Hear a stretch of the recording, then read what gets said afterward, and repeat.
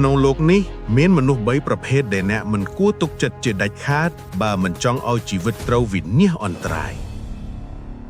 កាលពីព្រេងនាយមានអាណាចក្រដ៏រុងរឿងមួយដែលគ្រប់គ្រងដោយព្រះមហាក្សត្រដ៏មានមហិទ្ធិឫទ្ធិនិងក្លាហានបំផុតព្រះអង្គគឺជាអ្នកចម្បាំងដែលមិនដាយចាញ់សង្គ្រាមហើយក៏ជាអ្នកនយោបាយដ៏វៃឆ្លាតម្នាក់ដែរប៉ុន្តែក្នុងចំណោមភាពជោគជ័យទាំងឡាយព្រះអង្គមានអាថ៌កំបាំងដ៏ធំមួយដែលគ្មានអ្នកណាម្នាក់ក្នុងនគរដឹងឡើយសូម្បីតែមន្ត្រីជាន់ខ្ពស់ឬសាច់ញាតិវង្សានុវង្សព្រះអង្គមានបុរសស្រមោលម្នាក់បុរសម្នាក់នេះគឺជាមនុស្សដែលមានរូបរាងមុខមាត់សម្លេងនិងកាយវិការដោយព្រះអង្គបេះបិទហាក់ដូចជាកូនភ្លោះដែលក្លិតចេញពីផ្ទៃតែមួយបុរសស្រមោលនេះត្រូវបានបណ្ដុះបណ្ដាលយ៉ាងតឹងរ៉ឹងបំផុតដើម្បីឲ្យក្លាយជាតួអង្គជំនួសនៅពេលដែលព្រះមហាក្សត្រពិតប្រាកដត្រូវចេញទៅធ្វើសឹកសង្គ្រាមនៅឆ្ងាយឬចេញទៅបរ៉ាញ់សត្វក្នុងព្រៃជ្រៅរាប់ខែមូលហេតុដែលព្រះអង្គធ្វើបែបនេះព្រោះព្រះអង្គដឹងថាក្នុងរាជវាំងពោពេញទៅដោយការច្រណែនឈ្នានីស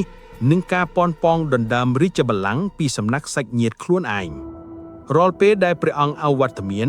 បុរសស្រមោលនឹងឡើងគ្រងរាជជំនួសអង្គុយលើបល្ល័ង្កចិនបញ្ជានិងបង្ហាញខ្លួនឲ្យមន្ត្រីឃើញដើម្បីកុំឲ្យមានអ្នកណាម្នាក់ហ៊ានក្បត់ឬរៀបចំគម្រោងរដ្ឋប្រហារមានលក្ខខណ្ឌតែមួយគត់ដែលស្ដេចបានដាក់ចេញយ៉ាងដាច់អហង្ការឯងអាចធ្វើជាយើងបានគ្រប់យ៉ាងលើកលែងតែរឿងមួយគត់គឺការដេកជាមួយព្រះមហេសីរបស់យើងបុរសស្រមោលបានសន្យានឹងរក្សាអាថ៌កំបាំងនេះរហូតដល់ថ្ងៃស្លាប់ថ្ងៃមួយសង្គ្រាមនៅតាមព្រំដែនបានផ្ទុះឡើងយ៉ាងខ្លាំងក្លាព្រះមហាក្សត្រពិតប្រាកដត្រូវបង្ខំចិត្តដឹកនាំទ័ពចេញទៅបង្ក្រាបសត្រូវដោយទុកឲ្យបុរសស្រមោលកាន់កាប់រាជវាំងជំនួសសប្តាហ៍ដំបូងបានកន្លងផុតទៅយ៉ាងរលូនប៉ុន្តែបញ្ហាចាប់ផ្ដើមកើតឡើងនៅក្នុងបន្ទប់ផ្ទុំព្រះនាងម្ចាស់ព្រះមហេសីដែលជាស្ត្រីដ៏ស្រស់ស្ងាត់និងឆ្លាតវៃចាប់ផ្ដើមសម្គាល់ឃើញអ្វីដែលប្លែកក្នុងរយៈពេលជាច្រើនសប្តាហ៍មកនេះព្រះស្វាមីរបស់ព្រះនាងដែលតាមពិតគឺជាបុរសស្រមោលតែងតែរកលេសកិច្ចវេះមិនមកសម្រាកជាមួយព្រះនាងឡើយទោះបីជាជួបគ្នាក្នុងពិធីជប់លៀងឬការពិភាក្សារាជការក៏ស្ដេចម្នាក់នេះហាក់ដូចជាមានចម្ងាយឆ្ងាយពីព្រះនាងជានិច្ចយប់មួយដោយសារការនឹកនានិងការសង្ស័យខ្លាំងព្រះនាងបានសម្រេចចិត្តចូលទៅក្នុងបន្ទប់ផ្ទុំរបស់ស្ដេចដោយមិនឲ្យដឹងខ្លួនព្រះនាងបានឃើញស្ដេចកំពុងដេកលក់យ៉ាងស្កប់ស្កល់ក្នុងពន្លឺចង្គៀងដ៏ស្រអប់ព្រះនាងបានដោះគ្រឿងអលង្ការនិងសម្លៀកបំពាក់ចេញរួចចូលទៅក្បែរដងខ្លួនរបស់បុរសម្នាក់នោះ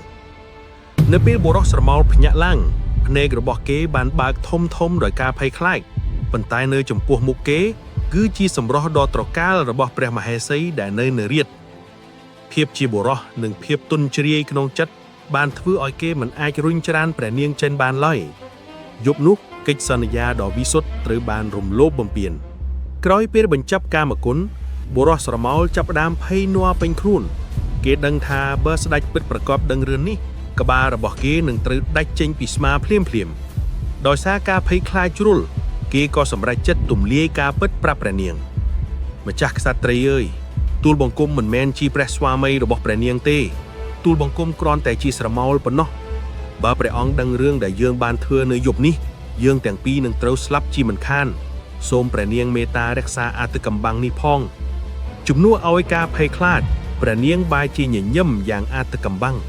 ព្រះនាងមិនត្រឹមតែមិនខឹងទេប៉ុន្តែព្រះនាងមានអារម្មណ៍ថាបុរសស្រមោលម្នាក់នេះមានភាពផ្អែមល្ហែមនិងមានកម្លាំងខ្លាំងក្លាជាងស្ដេចពិតប្រាកដទៅទៀតចាប់ពីយប់នោះមកព្រះនាងបានលួចមកដេកជាមួយបុរសស្រមោលជាទៀងទាត់សេចក្តីស្នេហាដ៏ខុសឆ្គងបានរីកដុះដាលព្រះនាងបានធ្លាក់ក្នុងអន្លង់ស្នេហ៍របស់បុរសស្រមោលយ៉ាងងប់ងល់រហូតដល់ថ្នាក់ចង់ឲ្យគេក្លាយជាស្ដេចពិតប្រាកដជារៀងរហូតព្រះនាងបានខ្សឹបប្រាប់បុរសស្រមោលថាយើងមិនចាំបាច់រស់នៅក្នុងភាពភ័យខ្លាចបែបនេះទៀតទេនៅពេលស្ដេចត្រឡប់មកវិញយើងនឹងសម្លាប់ទ្រង់ចោលបន្ទាប់មកឯងនឹងក្លាយជាម្ចាស់នៃអាណាចក្រនេះហើយយើងនឹងរស់នៅជាមួយគ្នាដោយសុភមង្គលបុរសស្រមោលដែលដំបូងឡើយមានតែភាពភ័យខ្លាចក៏ចាប់ផ្ដើមមានមហិច្ឆតាគេចង់បានបល្ល័ង្កចង់បានអំណាចនិងចង់បានស្ត្រីដែលស្អាតបំផុតក្នុងនគរ ពួកគេទាំងពីរបានរៀបចំផែនការយ៉ាងល្អិតល្អន់ដើម្បីរងចាំថ្ងៃដែលស្ដេចពិតប្រាកដយ៉ាងចូលវាំងវិញជាអកុសលសម្រាប់ជនក្បត់ស្ដេចពិតប្រាកដគឺជាបុរសឆ្លាតម្នាក់ដែលហួសពីការស្រមៃរបស់គាត់បានត្រឡប់កើតព្រះបរមរាជវាំងវិញដោយសម្ងាត់និងឆាប់ក្នុងគ្រាអាសន្នពេលមកដល់គាត់បានទៅជួបព្រះមេស៊ីនៅក្នុងបន្ទប់ភ្លាមដោយគិតថាវាជាបុរសស្រមោលព្រះនាងក៏លោតឡើងអបគាត់ដោយរីករាយដោយនិយាយថាអ្នកបានរៀបចំដាវរួចរាល់ហើយឥឡូវនេះយើងគ្រាន់តែត្រូវរងចាំស្ដេចពិតប្រាកដត្រឡប់មកវិញហើយបន្ទាប់មកយើងនឹងកាត់ក្បាលរបស់គាត់ភ្លាមពេលឮដូច្នេះស្ដេចមានការភ្ញាក់ផ្អើលនិងខឹងសម្បាយ៉ាងខ្លាំងប៉ុន្តែទ្រង់មិនបានបង្ហាញពីអារម្មណ៍របស់ទ្រង់ភ្លាមមកទេទ្រង់ដឹងថាមនុស្សដែលទ្រង់ទុកចិត្តបំផុតនិងមនុស្សដែលទ្រង់ស្រឡាញ់បំផុតបានរួមគ្នាសម្លាប់ទ្រង់ស្ដេចពិតប្រាកដបានប្រើល្បិចមួយដើម្បីតបតវិញទ្រង់បានទៅជួបបុរសស្រមោលដោយស្ងាត់និងបញ្ជាឲ្យគាត់ដេកលើក្រែរបស់ស្ដេចនៅក្នុងព្រះបរមរាជវាំងបន្ទាប់មកទ្រង់បានក្លែងខ្លួនជាបុរសស្រមោលម្ដងទៀតនិងប្រាប់ព្រះនាងថាឥឡូវនេះស្ដេចពិតប្រាកដកំពុងដេកលើក្រែធំនេះជាពេលវេលាដ៏ល្អបំផុតដើម្បីសម្លាប់ទ្រង់នៅក្នុងភាពងងឹតនិងទុកចិត្តលើគូស្នេហ៍របស់នាងព្រះនាងបានយកដាវមុតស្រួចមួយដើរចូលទៅក្នុងបន្ទប់និងចាក់បុរសដែលកំពុងដេកនោះពេញខ្លួន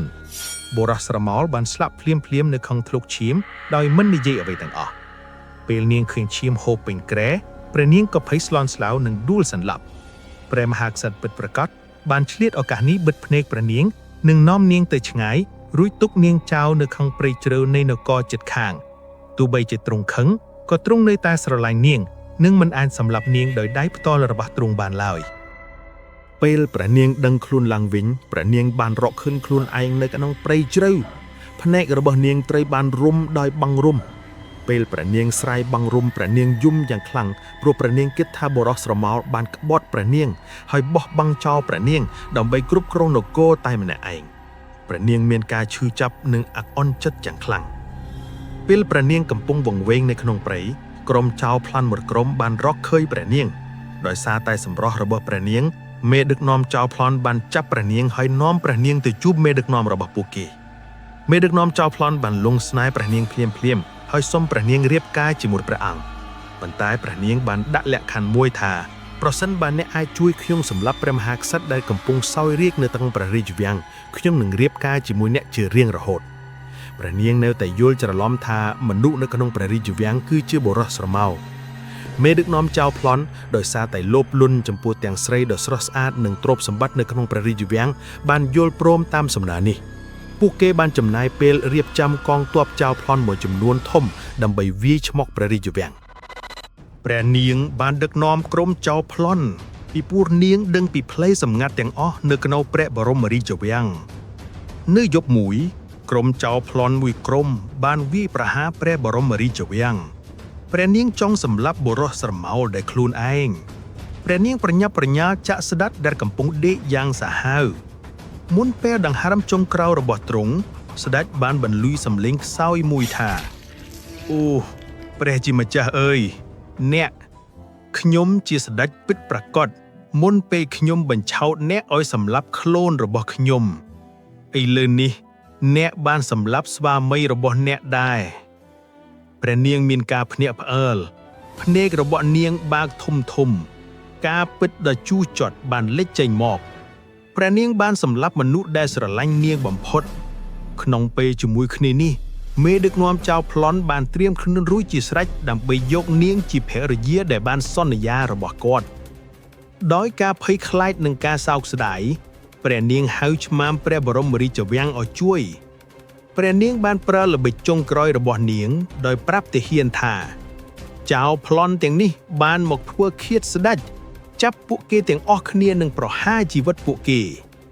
មេដឹកនាំចៅប្លន់និងអ្នកដើរតាមរបស់គាត់ត្រូវបានឡោមព័ទ្ធនិងសម្លាប់ដោយទាហានដើម្បីធ្វើឲ្យពួកគេស្ងាត់ស្ងៀមបន្ទាប់ពីព្រឹត្តិការណ៍នោះព្រះនាងបានឡើងគ្រងរាជ្យជាម្ចាស់ក្សត្រីនៃនគរ